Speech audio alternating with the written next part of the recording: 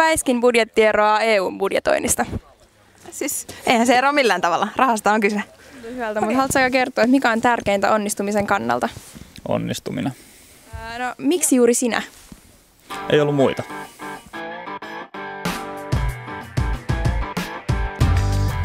Hirveä, ruskea ja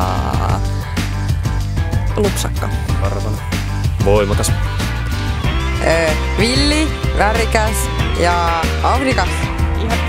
Avulias, piirteä, tiivipelaaja. Haastava. Hidas. No niin, haluaisitko kertoa, mikä on Väiskin lemppariruoka? Siskomakkarakeitto. Onko sun viestintätiimissä päteviä tyyppiä tekemässä? On. Siis aivan mahtavan päteviä. Olis välikössä. No siinä jossain ihan sama silti.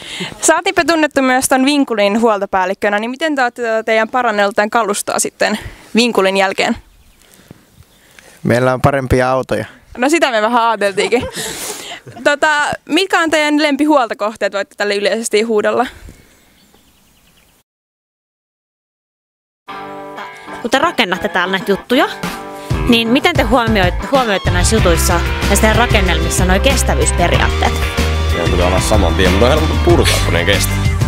Mä kyllä tarkoitin vähän niin tälleen ekologisesta näkökulmasta. Niin kuin näkyy, me on jätetty kaikki tänne mädäntymään maahan, että tässä tulee niin uutta kasvaa tähän päälle. Pelottaako sua? Ja päällikkö hyppäsi äsken tuolta sisälle, kävi hakemaan, mutta tarvii mua äkkiä kiireellisesti tänne näin. Mä olin vähän peloissani, että mä saatiin. No nyt viime viikot on kyllä mennyt ilmoittautumisen kanssa niinku aika kokonaan, että Onko teillä antaa jotain vinkkejä leirin ohjelman kohokohdista? no, se tulee olemaan näppäräittävää ja sporttimanttista.